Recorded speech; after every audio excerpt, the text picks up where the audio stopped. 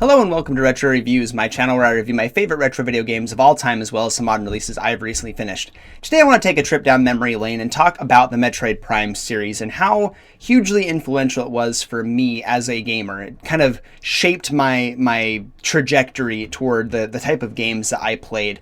I remember very vividly when my older brother came home with a GameCube when it was pretty darn new. I was very lucky. I am very lucky to have an older brother who's just awesome. I want to gush about him for just a minute. He's always been a really great example to me. He's always looked out for me. He's always been there for me. And he helped introduce me to the world of video games and what good video games were. He helped shape my taste in games for the better. We almost have identical tastes in games now because, well, I grew up watching him play games and I played the same games that he played. He's just really phenomenal. I love him so much, and I still love talking about video games with him to this day, and we talk quite often, and I really enjoy that so much. And I distinctly remember when he came home with a GameCube one day, and I was blown away. I was so excited. I didn't even know he was going to be getting one in the first place. And he brought it home. We opened up the little lunchbox because that design is just so funny to me. And I remember booting up some of those original games. But what I remember the most from the GameCube, aside from, I think the three games I remember the most are The Legend of Zelda Wind Waker, Resident Evil 4, and Metroid Prime. I still remember how mind-blowing Metroid Prime looked the first time I saw it on a screen.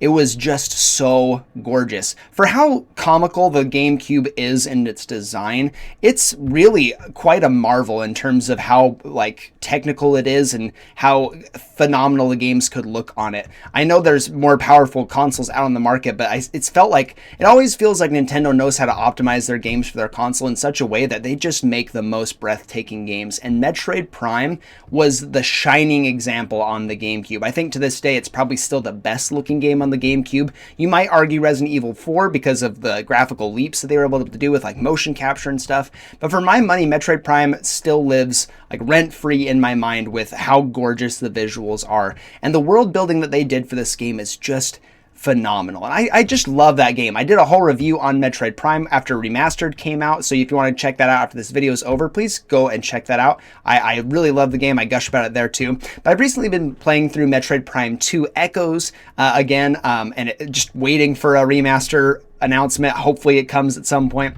And I've just been really enjoying myself again, and it's having these memories flood back into my mind of this series. And I remember loving this series so much because I enjoyed it with my brother.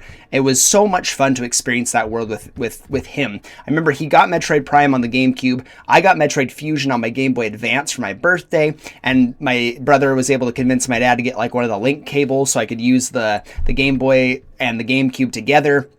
Ended up unlocking, I believe it was the original Metroid game that you could play through, which I thought was just so cool. And so Metroid really came because of my older brother. He was the one that introduced me to the franchise, like most franchises. But this is one that I feel like is a little more niche. As phenomenal as Prime is, Metroid has never been a system seller per se. They're really phenomenal. I think the whole series outside of Federation Forces, which doesn't really count, every mainline Metroid game has been a very phenomenal experience from start to finish. I can't think of a single one that isn't really good, and that's really hard to do. And I remember the transition between 2D and 3D for a lot of franchises can be really rocky, and Metroid was one that was so rocky in development that they had to postpone putting on the Nintendo 64 all the way to the GameCube. They still weren't even sure if they were going to get the morph ball working. They were going to scrap it entirely. There were so many hurdles to overcome to even put Metroid on the GameCube in 3D.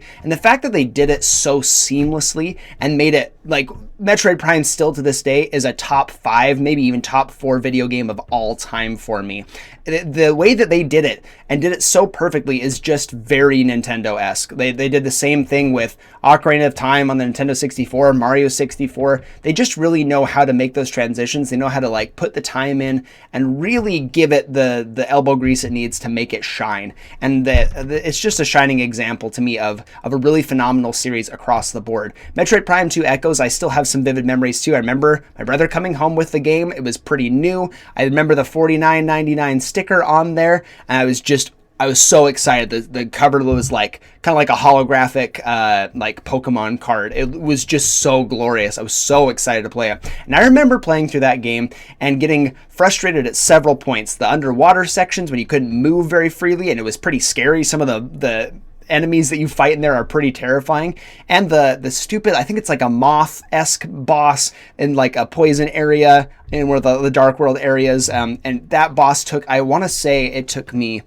I was probably exaggerating in my mind, but young me had in my brain like a 2-hour limit here because I didn't like resource manage well or something like that, and I was just slowly tick-tacking, like nickel and diming my way to beating this boss. I remember it taking forever. I don't know how long it actually was, but it was a very, very long time. I think it's the most time I've ever spent on a video game boss ever.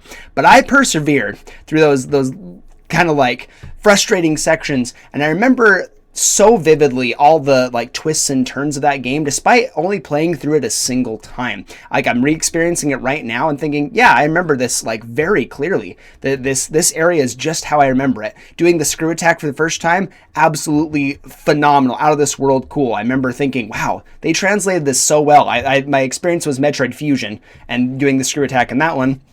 And then doing it in 3D was just a spectacle. It's amazing. It's just like the Morph Ball. How do you get this to work? It's just a testament to Retro Studios. And I have to say that I'm very, very glad that it ended up getting rebooted at one point. I think it was like 2 years in development after the announcement of Metroid Prime 4 initially. They were saying Retro Studios is not working on this one. So we've got this other team working on it. And we're like, okay, cool. Metroid Prime 4, I'm there for it. And then they announce, hey, we're restarting development. We don't like what's being done.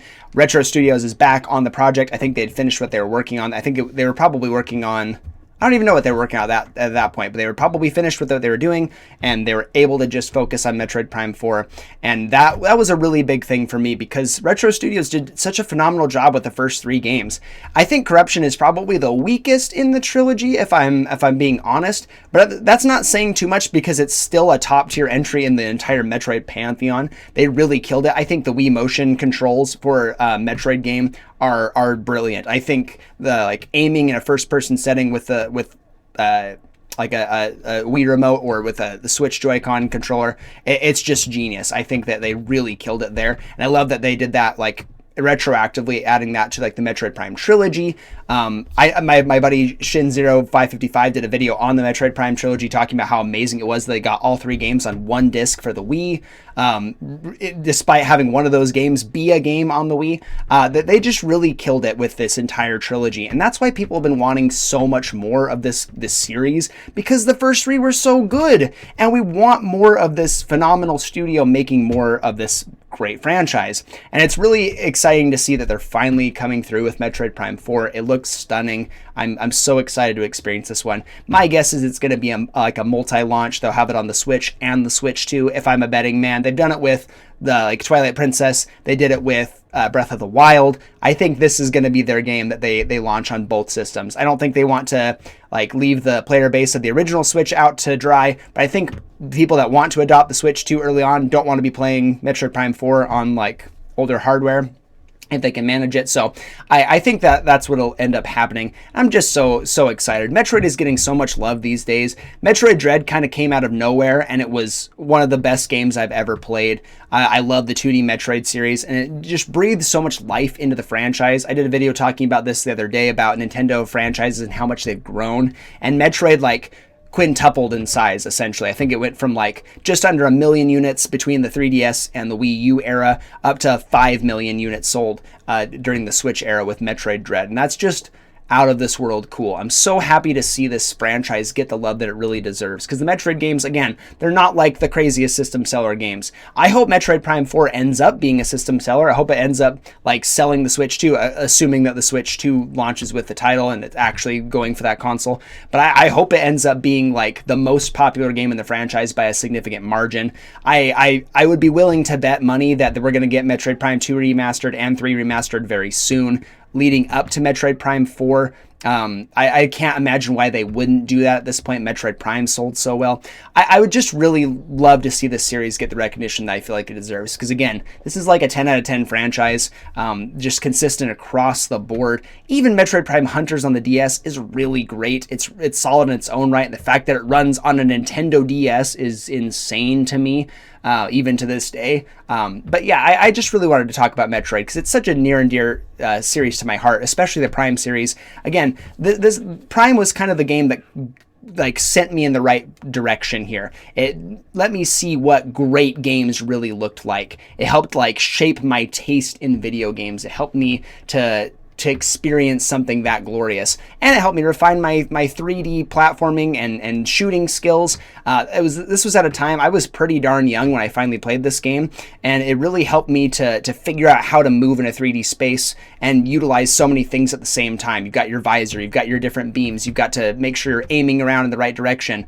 I know in the original game you have to like hold down one of the triggers to freely look around. You don't have anything like motion controls. You're not using the C stick as like a directional thing. You're not using that to move the camera. You're using that for beams and stuff.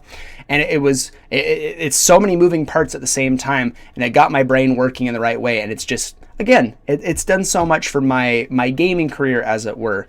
And I love video games. I've always loved video games, but I think Prime was one of those pivotal games in my memory that I can think of right now that just kind of helped me to recognize what video games could be. And I feel like the Prime franchise is a true testament to the art of video games. So I just wanted to talk about that today. Let me know in the comment section down below what you think of the Metroid series. If you're excited for Prime 4, let me know your favorite gaming memories. I'd love to hear them. Thank you so much for watching, and I'll see you in the next one.